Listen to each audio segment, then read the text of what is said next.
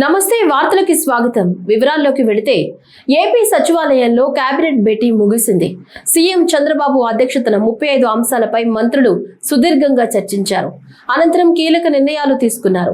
AP logistic infrastructure corporation ఏర్పాటు, MSME పరిధిలో AP cluster development programme, బార్లలో అదనపు రీటైల్ ఎక్సైజ్ ట్యాక్స్ ఉపసంహరణ, మున్సిపల్ కార్పొరేషన్ల పరిధిలో మైక్రో బ్రువరీలు ఏర్పాటు, గ్రామీణ ప్రాంతాల్లో జల్ జీవన్ ద్వారా నీటి సరఫరాకు 5,000 కోట్ల రుణం పొందేందుకు ప్రభుత్వ గ్యారంటీ వంటి అంశాలకు కేబినెట్ ఆమోదముద్ర వేసింది. అలాగే శ్రీకాకుళం జిల్లా కోటబొమ్మాళిలో కొత్త ప్రభుత్వ డిగ్రీ కళాశాల ఏర్పాటుతో పాటు 1 నుంచి 10వ తరగతి విద్యార్థులకు పాఠశాల కిట్లు పంపిణీకి 944.53 కోట్ల రూపాయల పరిపాలన అనుమతులు, రాష్ట్రంలోని వివిధ ప్రాంతాల్లో సంప్రదాయేతర ఇంధన విద్యుత్ ప్రాజెక్టుల ఏర్పాటు, మరో 19,391 కోట్ల పెట్టుబడుల ద్వారా 11,753 ఉద్యోగాలు కల్పించే ప్రతిపాదనలు, పరిశ్రమలు, పర్యాటకం, ఫుడ్ ప్రాసెసింగ్, ఇంధన రంగాల్లో వివిధ పెట్టుబడులకు సంబంధించి మొత్తంగా 14 సంస్థల ఏర్పాటు, అమరావతిలో కృష్ణా తీరంలో మెరీనా ప్రాజెక్టు ఏర్పాటుకు ఈ భేటీలో మంత్రులు గ్రీన్ సిగ్నల్ ఇచ్చారు.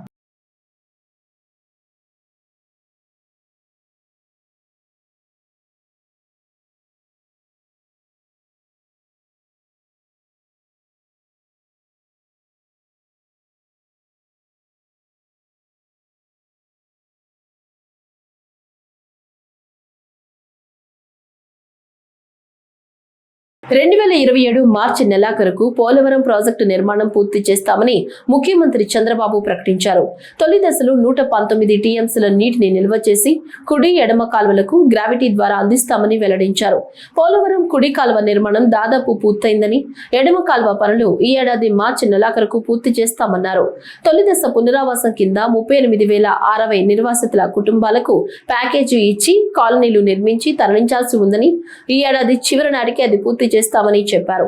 పోలవరం ప్రాజెక్టును ముఖ్యమంత్రి సందర్శించారు. నిర్మాణ పనులను పరిశీలించారు. అనంతరం పోలవరం జలవనరుల శాఖ పునరావాస అధికారులతో పాటు జిల్లా కలెక్టర్లు, ఎమ్మెల్యేలు, కొందరు మంత్రులతో సమావేశంలోనూ తర్వాత విలేకరులతోనూ సీఎం మాట్లాడారు. R&R, land acquisition, land to land, everything, every month program పెట్టుకుని నెక్స్ట్ ఇయర్ 12 months లో పూర్తి చేయాలని ఒక టార్గెట్ ఇచ్చాం కలెక్టర్స్ కి. అదే మరి కొండే టీంకి, ల్యాండ్ అక్విజిషన్ టీం వీళ్ళందరికీ ఇవన్నీ కూడా పూర్తి అయిపోతాయి. అంటే మీకు కావాల్సింది R&R, ఇంకొక పక్క ప్యాకేజ్, దానికి చేయాల్సిన ప్రొసీజర్స్ అన్ని కంప్లీట్ చేయడం, ల్యాండ్ టు ల్యాండ్ ఇవ్వాలంటే ల్యాండ్ టు ల్యాండ్, ఇల్లు కట్టుకోవాలంటే మనం కట్టియడమా వాళ్లే కట్టుకుంటామంటే ఏం చేయాలో అన్ని నిర్ణయాలు చేశాం. Everything will be complete by January 27. All works will be completed by March 27. Phase 1 ఇవన్నీ మనం 41.15. ఆ తర్వాత ఏం చేయాలి, ఫేజ్ 2కి వెళ్తాం. మెయిన్ వైల్ ఏం చేయాలి వర్కౌట్ చేస్తాం. కానీ ఈరోజు ఫేజ్ 1 మనం పూర్తి చేసుకుంటే ఆపరేషనలైజ్ అవుతుంది. ముందు దీనికి ల్యాండ్ అక్విజిషన్ ఇవన్నీ కూడా కంప్లీట్ చేసుకుంటే కనీసం 119 టీఎంసీ నీళ్లు మనం ఇంపౌండ్ చేసుకోవచ్చు. గ్రావిటీతో ఈ నీళ్లు అన్ని ప్రాంతాలకు తీసుకునే అవకాశం ఉంటుంది. That is where we are working. Vaikapa మాదిరిగా రప్పారప్ప మన విధానం కాదని తెదేపా జాతీయ ప్రధాన కార్యదర్శి మంత్రి నారా లోకేష్ అన్నారు. దౌర్జన్యాలు, బెదిరించడం మన పార్టీ సంస్కృతి కాదని చెప్పారు. కేబినెట్ భేటీకి ముందు పలువురు మంత్రులతో ఆయన మాట్లాడారు. ప్రజల తీర్పును గౌరవిస్తూ ఎంత సేవ చేశామన్నదే మన అజెండా కావాలని, అభివృద్ధి, సంక్షేమం, సమన్వయంతో ప్రజలకు ప్రయోజనం చేకూర్చాలని, వైకాపా కుట్రలను పార్లమెంటు నియోజకవర్గాల వారీగా నేతలు సమర్థంగా తిప్పికొట్టాలని, అందరూ ఏకతాటిపైకి వచ్చి అసత్య ప్రచారాలకు ధీటుగా బదిలివ్వాలని లోకేష్ అన్నారు. ఏకంగా నేను విశాఖపట్నానికి వచ్చినప్పుడు 5 సంవత్సరాల్లో లాంజ్ లో స్నాక్స్ కి సుమారుగా 25 లక్షల రూపాయలు ఖర్చు పెట్టానని ఒక టైటిల్ పెడతాం జరిగింది. చిన్నబాబు చిరుతిండి 25 లక్షలండి అనే టైటిల్ తో పక్కన ఫోటో పెట్టి ఏకంగా ఆనాడు ఆర్టికల్ వేశారు. ఆ రోజు నుంచే నేను సాక్ష్యమైన పోరాటం మొదలు పెట్టాను. ఎవరన్నా గాని, మీడియా మిత్రులు గాని ఎవరన్నా గాని ఒక ఆర్టికల్ వేసేటప్పుడు ఫ్యాక్ట్స్ అని వెరిఫై చేసుకోవాలి. అవసరమైతే ఎవరిపైన అయితే రాస్తున్నామో వాళ్ళకి ఫోన్ చేసి ఇట్లా ఏబోతున్నాం, మీ అభిప్రాయం ఏంటి, మీ వర్షన్ ఏంటి అనేది జనరల్ గా కనుక్కునే సంస్కృతి ఉంటుంది. కానీ అలాంటిది ఏం చేయకుండా కావాలని నన్ను కించపరిచే విధంగా ఆ ఆర్టికల్ వేసి ఆ రోజు పబ్లిష్ చేస్తాం జరిగింది. దానిపైన నేను సుమారుగా గత 6 సంవత్సరాలుగా నేను పోరాడుతున్నాను. ఇది 7వ నేను ఈ కేసు పైన విశాఖపట్నానికి వస్తాం. ఆ రోజు ద వీక్ అని వీక్లీ మ్యాగజైన్ కూడా ఆర్టికల్ వేస్తే నేను వాళ్ళకి నోటీస్ పంపించి ఆధారాలతో సహా, ఎందుకంటే ఏ డేట్స్ అయితే ఆర్టికల్ వేశారో ఆ రోజు నేను విశాఖపట్నంలో లేదని కూడా నేను నిరూపిస్తాం కూడా జరిగింది. రాష్ట్రంలో పారిశ్రామిక ప్రగతిపై సీఎం చంద్రబాబు నాయుడు తప్పుడు ప్రచారం చేస్తున్నారని వైఎస్ఆర్సీపీ అధ్యక్షుడు మాజీ ముఖ్యమంత్రి వైఎస్ జగన్ ఆరోపించారు. గురువారం తాడేపల్లిలోని వైసీపీ కేంద్ర కార్యాలయంలో నిర్వహించిన ప్రెస్ మీట్ లో పలు అంశాలపై జగన్ కీలక వ్యాఖ్యలు చేశారు.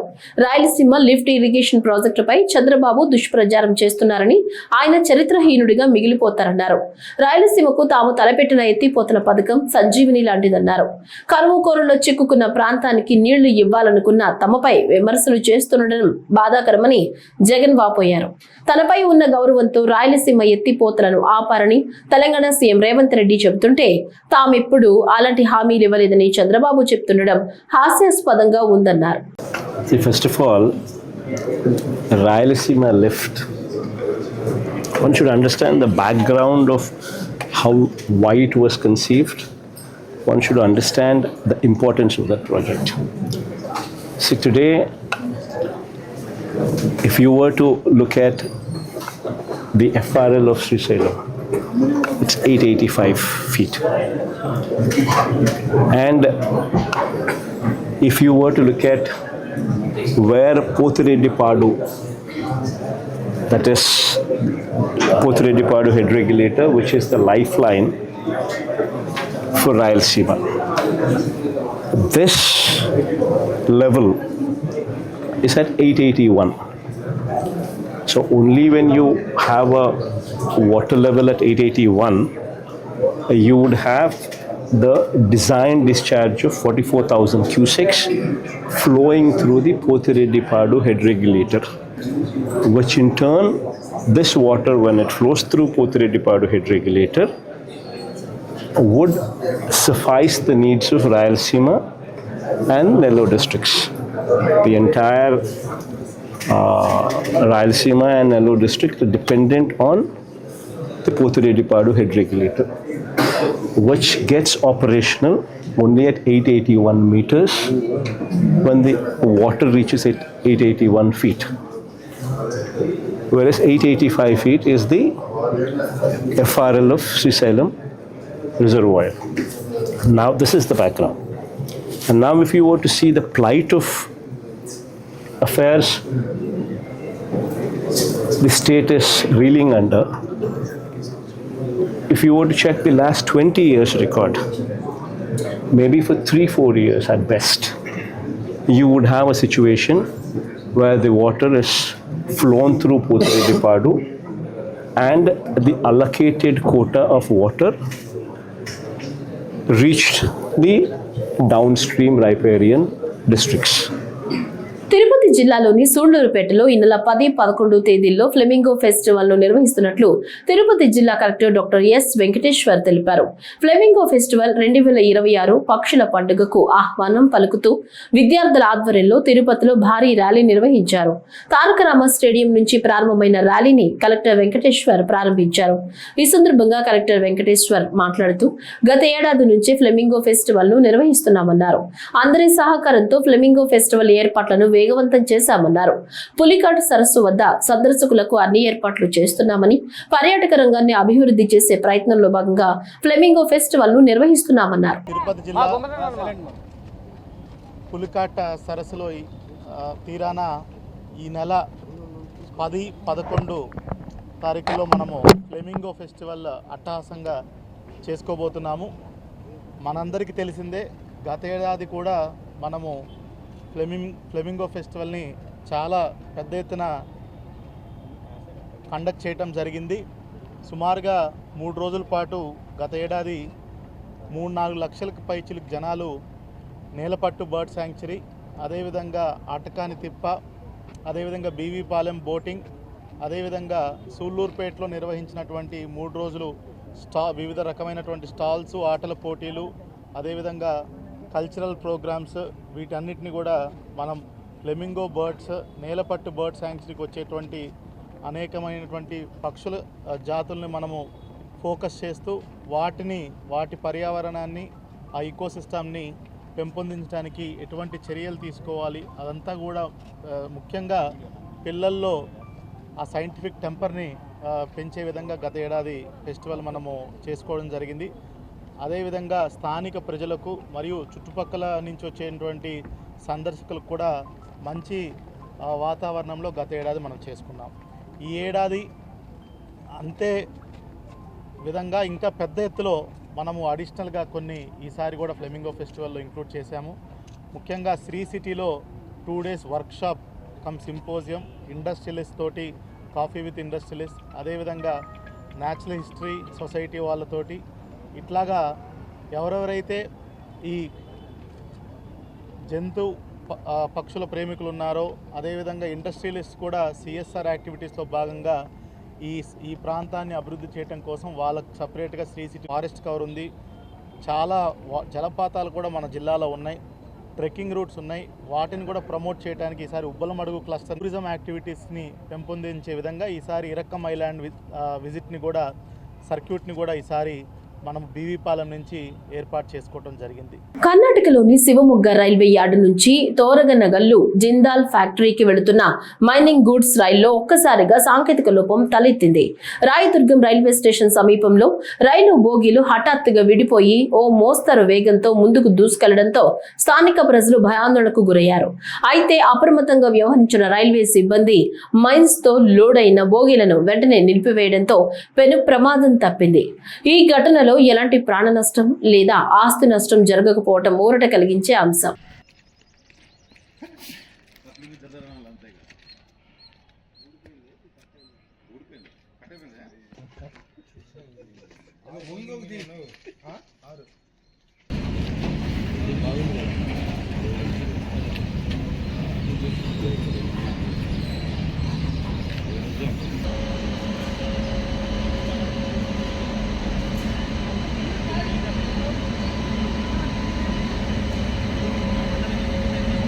బాపట్ల పట్టణంలోని రైలుపేట రాజీవ్ గాంధీ కాలనీ దిబ్బలపై నివసిస్తూ చిన్న పనులు చేసుకుంటూ జీవనం సాగిస్తున్న పేద గిరిజన కుటుంబాలకు రోటరీ క్లబ్ ఆఫ్ బాపట్ల ఆధ్వర్యంలో సహాయం అందింది. రోటరీ క్లబ్ ఆఫ్ బాపట్ల అధ్యక్షులు వేజంట్ల శ్రీనివాసరావు, మాజీ అధ్యక్షులు ఉపేంద్ర గుప్తల ఆర్థిక సహకారంతో ఈ కుటుంబాలకు రగ్గులు పంపిణీ చేశారు. ఈ సందర్భంగా చలికాలంలో ఇబ్బందులు ఎదుర్కొంటున్న పేదలకు రోటరీ క్లబ్ ఎల్లప్పుడూ అండగా ఉంటుందని నాయకులు తెలిపారు. రోటరీ క్లబ్ ఆఫ్ బాపట్ల వారి ఆధ్వర్యంలో స్థానిక రైలుపేట రాజీవ్ గాంధీ కాలనీ దెబ్బల మీద నివాసం ఉంటున్నటువంటి గిరిజన పేద కుటుంబకులకు ఈ చలికాలంలో వారికి రగ్గులు ఇచ్చేదానికి మా రోటరీ తరపున నేను మరియు మా మాజీ అధ్యక్షులైనటువంటి ఉపేంద్ర గుప్తా గారి సౌజన్యంతో వారికి ఈ రోజున ఈ చలికాలంలో వారికి దుప్పట్లు ఇచ్చే కార్యక్రమాన్ని మేము నిర్వహించాము. వారు ఈ సక్రంగా వినియోగించుకుంటారని, రోటరీ ఎప్పుడు కూడా సేవ చేయడంలో ముందుంటుందని ఈ కార్యక్రమానికి మా రోటరీ సీనియర్ సభ్యులైనటువంటి సుధీర్ గారు, మా సెక్రటరీ గారు అయినటువంటి కొత్త ఆంజనేయ వరప్రసాద్ గారు మరియు మనకి ఇక్కడ కార్యక్రమం నిర్వహించుకునేదానికి సహకరించినటువంటి బండి శ్రీనివాసరావు గారు, కృష్ణవేణి గారులకు అందరికీ కూడా ధన్యవాదాలు, కృతజ్ఞతలు తెలుపుకుంటున్నాను. ఈరోజు ఇక్కడ దెబ్బల మీద ఉన్నటువంటి వీళ్ళకి చలికాలంలో బాగా ఇబ్బంది పడుతున్నారని మాకు తెలియజేయగా మా అధ్యక్షులైనటువంటి వేజుల శ్రీనివాసరావు సహకారంతో నేను వారు కలిసి దుప్పటి పంపిణీ కార్యక్రమం చేయడం జరిగింది. అలాగే ఈ కార్యక్రమంలో మాతో పాటుగా సీనియర్ సభ్యులు సుధీర్ గారు, అలాగే సెక్రటరీ ప్రసాద్ గారు, మిగతా సభ్యులు పాల్గొనడం జరిగింది. అలాగే అందరూ కూడా వీటి సక్రమంగా ఉపయోగించుకుంటారని మేము ఇవ్వడం జరిగింది.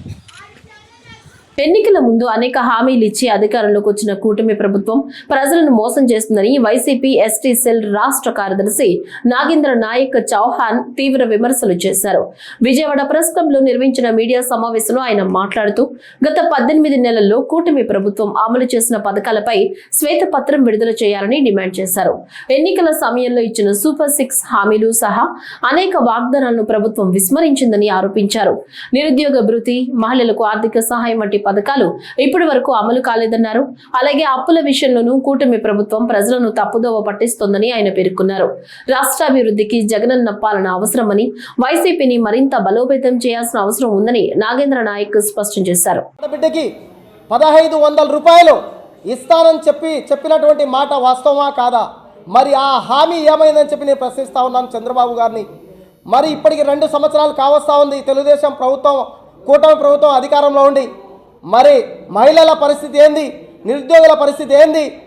మరి రాయలసీమ ప్రాంతానికి రాయలసీమ లిఫ్ట్ ఇరిగేషన్ అనేది చాలా అవసరమైన ప్రాజెక్టు. మరి ఆ ప్రాజెక్టు పరిస్థితి ఏంటి అని చెప్పి నేను అడుగుతా ఉన్నాను. అంటే రాయలసీమ ప్రాంతంలో ఉన్నటువంటి రైతులు బాగుపడడం మీకు ఇష్టం లేదా? రైతాంగం చల్లగా ఉండడం మీకు ఇష్టం లేదా? ఈనాడు రాయలసీమ ప్రాంతం ఈరోజు కరువు ప్రాంతంగా విరాజిల్లుతూ ఉంది. ఎంతోమంది రైతులు ఆత్మహత్యలు చేసుకుంటూ ఉన్నారు. మరి వాళ్ళకి భరోసా కల్పించాల్సినటువంటి బాధ్యత చంద్రబాబు గారి ప్రభుత్వం పైన ఉందా లేదని చెప్పి నేను అడుగుతా ఉన్నాను. మరి ఉపాధి హామీ పథకం, ఈరోజు ఉపాధి హామీ పథకం కూడా సక్రమంగా పల్లెటూరులో, మారుమూల ప్రాంతాల్లో, గ్రామీణ పట్టణాల్లో సక్రమంగా కొనసాగడం లేదు. దీనిపైన కఠిన చర్యలు తీసుకోవాల్సినటువంటి అవసరం చంద్రబాబు గారి ప్రభుత్వానికి ఉంది. నిజంగా 3 సిలిండర్లు ఇస్తామని చెప్పారు.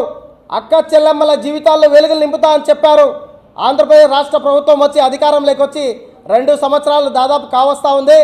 మరి 3 సిలిండర్లు అక్క చెల్లెమ్మలకు ప్రతి కుటుంబానికి ఇస్తానన్నారు. ఎన్ని సిలిండర్లు వచ్చాయని చెప్పి మీరు శ్వేతపత్రం రిలీజ్ చేయాలని చెప్పి నేను డిమాండ్ చేస్తూ ఉన్నాను. అబద్ధపు హామీలు చెప్పి ఇలా అధికారంలోకి వచ్చి ప్రజలను మోసం చేయడం ఎంతవరకు సమంజసం అని చెప్పి నేను తెలియపరచుకుంటా ఉన్నా. రాబోయే రోజుల్లో రాజీ లేని పోరాటానికి శ్రీకారం చుడతాం. మీ నాగేంద్ర నాయక్ చౌహాన్, వైఎస్ఆర్ కాంగ్రెస్ పార్టీ ఎస్టీసీఎల్ రాష్ట్ర కార్యదర్శి, ఆంధ్రప్రదేశ్. విజయవాడ ప్రెస్ క్లబ్ లో కమ్మ కార్పొరేషన్ చైర్మన్ నాదండ్ల బ్రహ్మం చౌదరి విలేకరుల సమావేశం నిర్వహించారు.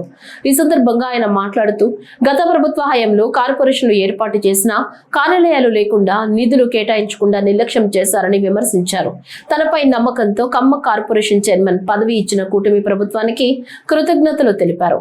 త్వరలోనే కమ్మ కార్పొరేషన్ కార్యాలయం ఏర్పాటు చేసి సామాజిక వర్గ సంక్షేమానికి చర్యలు చేపడతామని, సబ్సిడీ రుణాలు, పేద విద్యార్థులకు ఉపకార వేతనాలు అందించేలా కృషి చేస్తామని వెల్లడించారు. కమ్మ సమాజంలో ఉన్నటువంటి పేదరికాన్ని నిర్మూలించడం కోసం ఖర్చు పెడతామని తెలియజేయటమే కాకుండా, కమ్మ కార్పొరేషన్ ద్వారా పేద కమ్మ వారికి సబ్సిడీతో కూడినటువంటి లోన్లు ఏర్పాటు చేయటం, జాబ్ మేళాలు కండక్ట్ చేయటం, ఉద్యోగాలకు అప్లై చేసుకున్నటువంటి పేద కమ్మ విద్యార్థులకు ప్రభుత్వ నోటిఫికేషన్లో వచ్చిన తర్వాత ఎవరెవరైతే ప్రభుత్వ ఉద్యోగాల కోసం అప్లై చేసుకొని ప్రిపేర్ అవ్వాలనుకొని ఆర్థిక ఇబ్బందులు ఉన్నాయో వారందరికీ కూడా కమ్మ కార్పొరేషన్ ఆధ్వర్యంలో రాయలసీమలో తిరుపతి హెడ్ క్వార్టర్గా, విజయవాడ హెడ్ క్వార్టర్గా, ఇక్కడ ఉత్తరాంధ్రలో వైజాగ్ హెడ్ క్వార్టర్గా, త్వరలో కమ్మ కార్పొరేషన్ ఆధ్వర్యంలో తిరుపతి, విజయవాడ, విశాఖపట్నాల్లో స్టడీ సర్కిల్స్ కూడా ఏర్పాటు చేయబోతా ఉన్నాం. అల్లవరం మండలం బోడసకుర్రు గ్రామంలో ప్రజారోగ్యానికి పెద్దపీట వేసిన సేవా కార్యక్రమం జరిగింది. సాయి విశ్వాస్ హాస్పిటల్ సౌజన్యంతో గ్రామ పంచాయతీ కార్యాలయం వద్ద ఉచిత మెగా మెడికల్ క్యాంపును నిర్వహించారు. ఈ కార్యక్రమాన్ని గ్రామ సర్పంచ్ రొక్కాల విజయలక్ష్మి, ఎంపీటీసీ దుమ్మిటి శ్రీ శాంతి భవానీ ఆధ్వర్యంలో ఏర్పాటు చేశారు. ఈ వైద్య శిబిరానికి సాయి విశ్వాస్ హాస్పిటల్ అధినేత డాక్టర్ గంధం విశ్వనాథ్ హాజరై గ్రామస్తులకు ఉచిత వైద్య పరీక్షలు నిర్వహిస్తూ ప్రస్తుత కాలంలో వస్తున్న రోగాలు, తీసుకోవాల్సిన జాగ్రత్తలపై విలువైన ఆరోగ్య సూచనలు చేశారు. అందరికీ నమస్కారం అండి. నేను doctor Viswanath, MS general surgeon, Sai Viswas hospitals, Amalapuram. So ఈరోజు ఏదైతే బోడస్కూరు గ్రామం ఉందో అక్కడ ఉచితంగా మెగా మెడికల్ క్యాంప్ నిర్వహించడం జరిగిందండి. ఈ క్యాంప్ నందు general surgery, orthopaedics, general medicine, gynaecology, paediatrics విభాగాల డాక్టర్లు అందరూ పాల్గొనడం జరిగింది. ఇక్కడ సుమారుగా 200 నుంచి 300 మంది పేషెంట్స్ కి వైద్య సలహాలు మరియు అవసరమైన మందులు అందించడం జరిగిందండి. బేసికల్గా ఈ క్యాంప్స్ అని ముఖ్య ఉద్దేశం ఏంటి అంటే ఏదో ఈ క్యాంపుల్లో అద్భుతమైన వైద్యాలు అందించేస్తాం అని కాదు. జనాల్లో ఉన్న వ్యాధులు ఏదైతే ఉందో వాళ్ళకి ఒక బేసిక్ అవగాహన అనేది కల్పించి దానికి ఒక దారి చూపించడం అనేది ఈ క్యాంపుల యొక్క ముఖ్య ఉద్దేశం. ఈ క్యాంపులు అనేవి రెగ్యులర్ గా ఎందుకు కండక్ట్ చేస్తూ ఉంటాము అంటే, ఎక్కడైనా అశ్రద్ధ వల్ల ఏమైనా పేషెంట్స్ కి ఏమైనా ఇబ్బందులు కలుగుతాయి, అశ్రద్ధతో కొన్ని వదిలేసిన జబ్బులు లాంటి వెలికి తీసి వాళ్ళకి సరైన వైద్యం ఎలా అందించాలి అనే ముఖ్య ఉద్దేశంతో ఈ రోజు ఈ బోర్డర్స్కూర్ గ్రామంలో సర్పంచ్ గారు మరియు ఎంపీటీసీ గారు ప్రోద్బలంతో వాళ్ళు మా ఏరియాలో కూడా ఒక అవగాహన కలగాలి సార్ జనాలకి అని అడగడంతో ఈ రోజు ఈ బోర్డర్స్కూర్ గ్రామంలో ఈ క్యాంప్ నిర్వహించడం జరిగిందండి. సో బేసికల్ గా ఏంటి అంటే, పేషెంట్స్ కి చాలా మందికి ఓన్లీ నడువు నొప్పులు అనుకుంటారు, లేకపోతే కాళ్ళు లాగేస్తున్నాయి అనుకుంటారు. దానికి కారణం అంటే బేస్ కంప్లైంట్ ఏంటి అనేది డయాగ్నోస్ అవటం డిలే అయిపోవడంతో హాస్పిటల్కి వచ్చేసరికి కాంప్లికేషన్స్ వస్తున్నారు. సో అలాంటి మనం ఎరాడికేట్ చేయడం కోసం ఈ క్యాంప్స్ అనేవి కండక్ట్ చేస్తున్నాం సార్. Thank you. రహదారి ప్రమాదాలు నివారించేందుకు కేంద్ర రాష్ట్ర ప్రభుత్వాలు ఆదేశాల మేరకు రోడ్డు భద్రతా వారోత్సవాలు నిర్వహిస్తున్నట్లు పశ్చిమ గోదావరి జిల్లా రవాణా శాఖ డిప్యూటీ కమిషనర్ KSMV కృష్ణారావు చెప్పారు. భీమవరం రవాణా శాఖ కార్యాలయంలో లారీ డ్రైవర్లు, ట్రక్కు, ఆటో, టాక్సీ డ్రైవర్లకు ఆరోగ్య పరీక్షలు, కంటి పరీక్షలు నిర్వహించి అవగాహన కార్యక్రమం నిర్వహించారు. ఈ సందర్భంగా DTC మాట్లాడుతూ వాహనాలు నడిపే సమయంలో 5 జాగ్రత్తలు పాటిస్తే ప్రమాదాలను 50% నియంత్రించవచ్చన్నారు. ప్రతి ఒక్కరూ రోడ్డు భద్రతా నియమాలు పాటించాలన్నారు. ముఖ్యంగా అందరికీ కూడా నాకున్న ఎక్స్పీరియన్స్ ప్రకారం నేను చెప్పేది అంటే, ఒక 6 నియమాలను గట్టిగా పాటిస్తే ఇప్పుడు జరుగుతున్న యాక్సిడెంట్స్ చాలా వరకు 50% వరకు తగ్గించవచ్చు. అవి ఏంటి అంటే అందరికీ తెలిసినవి, అవి ఏమి కొత్త ఏం కాదు, మేము కూడా కొత్తగా చెప్పేది ఏం కూడా ఏం లేదు. సీట్ బెల్ట్, 4 వీలర్ నడిపేటప్పుడు సీట్ బెల్ట్ పెట్టుకోవడం, 2 వీలర్ నడిపేటప్పుడు హెల్మెట్ పెట్టుకోవడం, అట్లాగే మోటార్ సైకిల్ మీద 2 వెళ్ళాలని అందరికీ తెలుసు, కానీ 3, 4 ఎక్కిపోతున్నారు. తర్వాత ఓవర్ స్పీడింగ్. ఒక వాహనం మన ఆ రోడ్డు కండిషన్ బట్టి, మనకు అక్కడ ఉన్న ఆ రోడ్డు అవైలబిలిటీని బట్టి, రోడ్డు మీద ఉన్న నియమాలను బట్టి ఆ రోడ్డు మీద స్పీడ్ అనేది పోవాలి.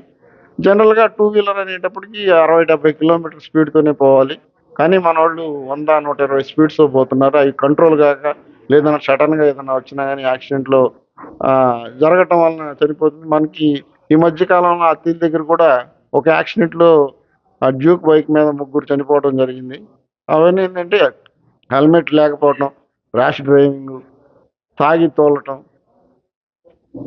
అట్లాగే డ్రైవింగ్ చేసేటప్పుడు సెల్ ఫోన్ వాడకుండా ఉండాలి, తాగి వాహనం నడపకూడదు. ఈ 6 పాయింట్లు ఏంటి, హెల్మెట్ ధరించాలి, సీట్ బెల్ట్ ధరించాలి. సీట్ బెల్ట్ అనేది కారులో ఉన్న వాళ్ళందరూ ధరించాలి. అట్లాగే హెల్మెట్ కూడా పిలియన్ డ్రైవర్ కూడా, పిలియన్ వెనక కూర్చున్న అతను కూడా పెట్టుకోవాలి. ఓవర్ స్పీడింగ్ చేయకూడదు, ఓవర్లోడింగ్ చేయకూడదు, తాగి వాహనం నడపకూడదు, సెల్ ఫోన్ మాట్లాడుతూ వాహనం నడపకూడదు. ఈ 6 పాయింట్లు కానీ మనం ఇవన్నీ అందరికీ తెలుసు. ఈ 6 పాటిస్తే ఇప్పుడున్న జరుగుతున్న యాక్సిడెంట్లో 50% వరకు తగ్గిపోతాయి. కృష్ణా గోదావరి బేసిన్ పరిధిలోని డాక్టర్ బిఆర్ అంబేద్కర్ కోనసీమ జిల్లా మల్కీపురం మండలం ఇరుసు మండలంలోని మోరి 5 బావి బ్లోఅవుట్ తీవ్రత తగ్గింది. బావి నుంచి ఎగిసి పడుతున్న మంటల తీవ్రత తగ్గుముఖం పట్టడంతో డ్రిల్ సైట్ లో ధ్వంసమైన సామాగ్రిని బయటకు తరలించి బావిని పూర్తిగా నియంత్రించి క్యాపింగ్ చేసేందుకు ONGC ప్రయత్నాలు ప్రారంభించింది. మరో 2 రోజులు పూర్తి స్థాయిలో బ్లోఅవుట్ బావిని క్యాపింగ్ చేసే అవకాశాలు ఉన్నాయని ONGC వర్గాలు పేర్కొంటున్నాయి.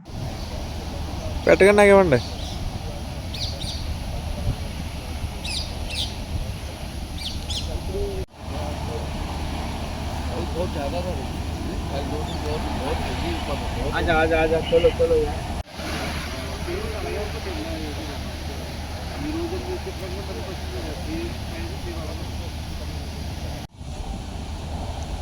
चलो आजा।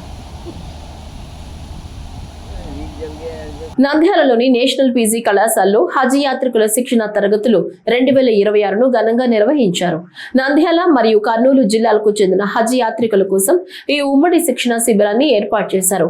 ఈ కార్యక్రమానికి ముఖ్య అతిథిగా ఆంధ్రప్రదేశ్ రాష్ట్ర న్యాయశాఖ మరియు మైనార్టీ సంక్షేమ శాఖ మంత్రి అల్ హజ్ NMD ఫరూక్, ఏపీ రాష్ట్ర హజ్ కమిటీ చైర్మన్ షేక్ హసన్ బాషా హాజరయ్యారు. ఈ సందర్భంగా మంత్రి NMD ఫరూక్ మాట్లాడుతూ హజ్ యాత్రికులకు ప్రభుత్వం తరపున అన్ని రకాల సౌకర్యాలు కల్పిస్తున్నామని, యాత్రికులు ఈ శిక్షణను సద్వినియోగం చేసుకుని పవిత్ర యాత్రను విజయవంతంగా పూర్తి చేయాలన్నారు. హజ్ యాత్రకు వెళ్లే టైంలో అక్కడ ఉండే పరిస్థితులను బట్టి ఏ విధంగా ఉండాలని అని శిక్షణ ఇవ్వడం జరుగుతుందన్నారు. छोटी बात है, हम लोग दुआ ना अब बोले मेरे तो फारिग पे 40 साल से हम लोग दुआ से भी 40 साल से नहीं सुनो आप लोग ताऊ आप लोग दुआ आप लोग प्यार मोहब्बत देते ठीक से मेरे नहीं सकता नहीं आप लोग दूसरों की दुआ में रखें दुआ रहने की वजह से कोई आज तक कोई आंध्र प्रदेश में इतने लंबे सफर कोई नहीं था पोलिटिकल में, इसलिए मैं अब एम्बार्केशन पॉइंट अब आया. अब मैं वही चाह रहा हूँ कि विजयवाड़ा से जो हाजिया जा रहे हैं ना उन लोगों के 1 लाख रुपए दे तो मुझे हमला क्यों हैदराबाद में कैसे एम्बार्केशन पॉइंट प्रधानमंत्री को जाके प्राइस जाके पूछे डायरेक्ट फ्लाइट है. अब भी राम मोहन नायडू अपना मिनिस्टर है उससे जाके हम पूछे डायरेक्ट फ्लाइट बनारस गए बट हाजियों की किल्लत हो गई हमारी.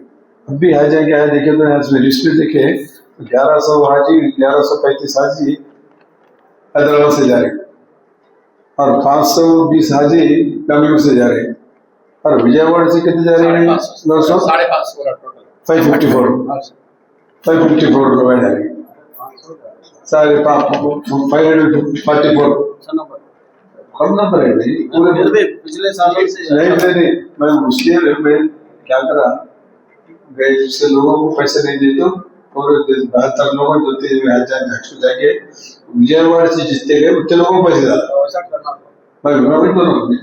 ये अपना स्टेट है स्टेट को प्रमोट करना हमारे लोग हमारे स्टेट से जाना हैदराबाद से जाने के हमारे स्टेट में पहले तो हम मीडिया थे हैदराबाद जाने से जबान भी चले गई उर्दू की जबान भी कम हो गई उर्दू में बात करने वाले कम हो गए उर्दू में तबलीग करने वाले भी कम हो गए आज ऐसा चलेगा हैदराबाद जाने से फिर भी जो भी हो स्टेट हमारा विजयवाड़ा हेडक्वार्टर है काफी दूर नहीं हैदराबाद को विजयवाड़ा 10-15 किलोमीटर का दूर भी रहता विजयवाड़ा जब जितने फैसिलिटीज हैदराबाद में उतने फैसिलिटीज देके फिर लाख रुपए देते बोला सेम सबको कंप्लेंट सेम सबको बोले तो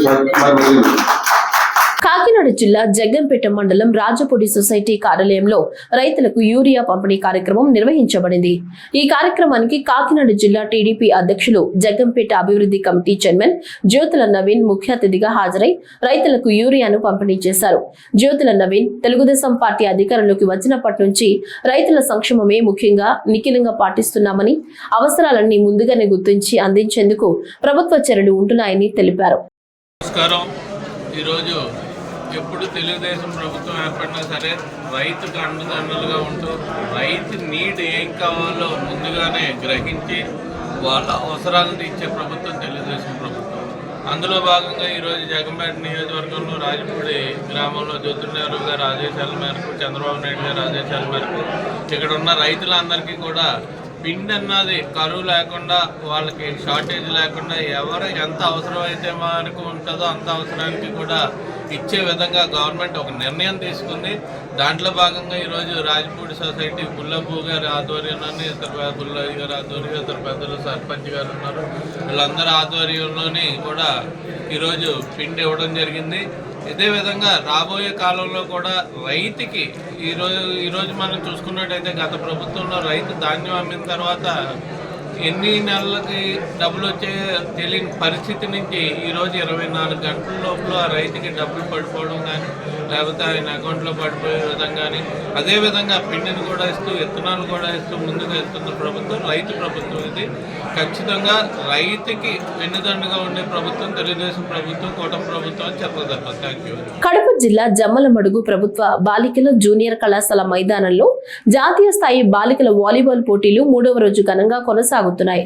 బుధవారం రాత్రి నిర్వహించిన సాంస్కృతిక కార్యక్రమాలు ప్రత్యేక ఆకర్షణగా నిలిచాయి. ఇన్ఛార్జ్ మంత్రి సవిత హాజరై క్రీడాకారులను పరిచయం చేసి రాజస్థాన్ జట్టు క్రీడాకారులతో కలిసి వాలీబాల్ ఆడుతూ సందడి చేశారు. అంతేకాక క్యాంప్ ఫైర్ వద్ద ఏర్పాటు చేసిన వినూత్న సాంస్కృతిక ప్రదర్శనలు ప్రేక్షకులను మంత్రముగ్ధులను చేశాయి.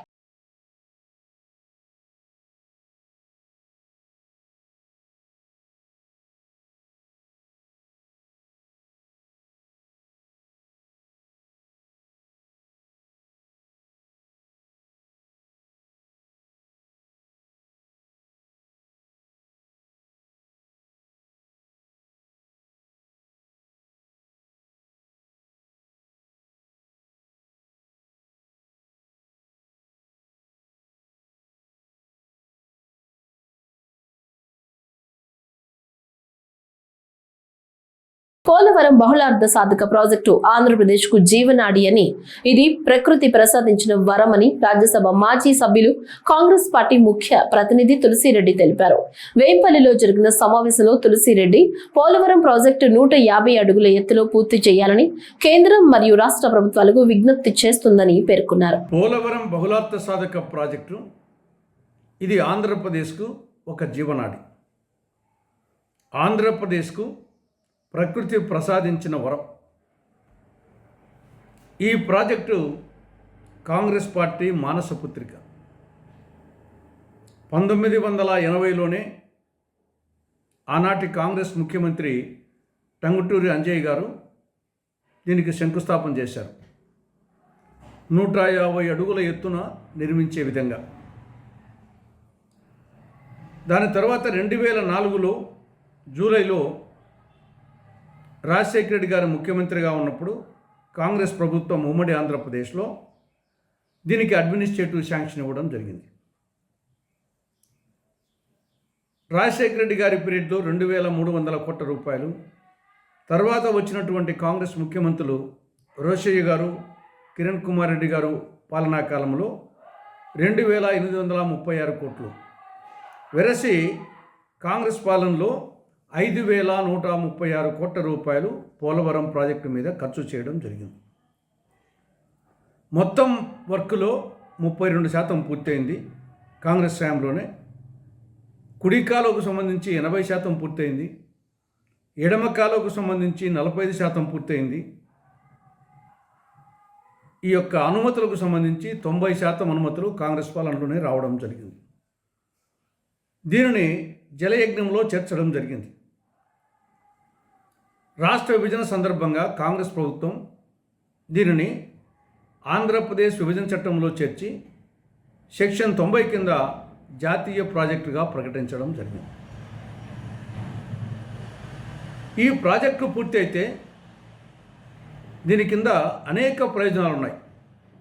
ఒకటేమో సాగునీటికి సంబంధించి కొత్త ఆయకట్టు 7,20,000 ఎకరాలు, స్థిరీకరణ 10,13,000 ఎకరాలు, త్రాగునీరు 540 గ్రామాలలో 28,50,000 మందికి త్రాగునీరు, విశాఖపట్నం నగరానికి త్రాగునీరు, విశాఖ ఉక్కు కర్మాగారానికి పారిశ్రామిక నీరు అందించడం, అతి చౌకగా 960 మెగావాట్ల జల విద్యుత్ ఉత్పత్తి, గోదావరి కృష్ణా నదుల అనుసంధానం, 80 టీఎంసీల గోదావరి జలాలను కృష్ణా డెల్టాకు మళ్లించడం, జల రవాణా.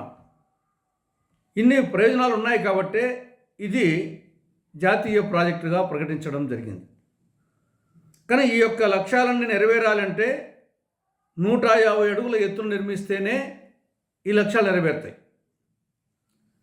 కాంగ్రెస్ పార్టీ అధికారంలోకి వచ్చి ఉంటే ఈ ప్రాజెక్ట్ ఎప్పుడో పూర్తయింది. 2016కే పూర్తయింది. ఈ ఫలాలన్నీ దక్కింది. కానీ దురదృష్టవశాత్తు రాష్ట్ర విభజన తర్వాత దీన్ని జాతీయ ప్రాజెక్టుగా ప్రకటించిన తర్వాత అటు కేంద్రంలో ఇటు రాష్ట్రంలో కాంగ్రెస్ పార్టీ అధికారంలోకి రాని కారణంగా ఈ ప్రాజెక్టు నత్తనడక సాగుతూ ఉంది. బీజేపీ మోసగారితనం, రాష్ట్రంలో ప్రాంతీయ పార్టీల చేతగారితనం వలన ఇది నత్తనడక సాగుతూ ఉంది. నిన్న ముఖ్యమంత్రి చంద్రబాబు నాయుడు గారు పోలవరం విజిట్ చేసి కొన్ని ప్రకటనలు చేశారు. ఏమని? 2017 మార్చి 31 నాటికి దీనిని పూర్తి చేసి జాతికి అంకితం చేస్తారట. కానీ ఎత్తు 130 అడుగులట. సిడబ్ల్యూసి అనుమతి ఇచ్చింది, బచావత్ అనుమతి ఇచ్చింది 150 అడుగుల ఎత్తున. 150 అడుగుల ఎత్తులో నిర్మిస్తేనే నేను ముందు చెప్పిన ప్రయోజనాలన్నీ నెరవేరుతాయి. కాలువలోకి నీళ్ళు పోతాయి, కుడి కాలువ ఎడమ కాలువ. కానీ 130 అడుగుల ఎత్తులో వేస్తే అది కట్టినా ఒకటే కట్టకున్నా ఒకటే, దానివల్ల కాలువలోకి నీళ్ళు పోవు. 130 అడుగుల ఎత్తులో కట్టి జాతికి అంకితం చేస్తారట. ఏం ప్రయోజనం? కాలువలోకి నీళ్లు రానప్పుడు, జల విద్యుత్ ఉత్పత్తి కానప్పుడు, దాని ప్రయోజనాలు నెరవేరినప్పుడు అది కడితేనేమి కట్టకుంటేమి? 150 అడుగుల ఎత్తులో నిర్మిస్తేనే అది ప్రాజెక్టు, బోలార్త సాధక ప్రాజెక్టు. లేకుంటే అది ప్రాజెక్టే కాదు. కాబట్టి దీన్ని 150 అడుగుల ఎత్తులో నిర్మించి ఆ పూర్తి ప్రయోజనాలు అందే విధంగా కేంద్ర రాష్ట్ర ప్రభుత్వాలు నిర్మించాలని కాంగ్రెస్ పార్టీ డిమాండ్ చేస్తారు.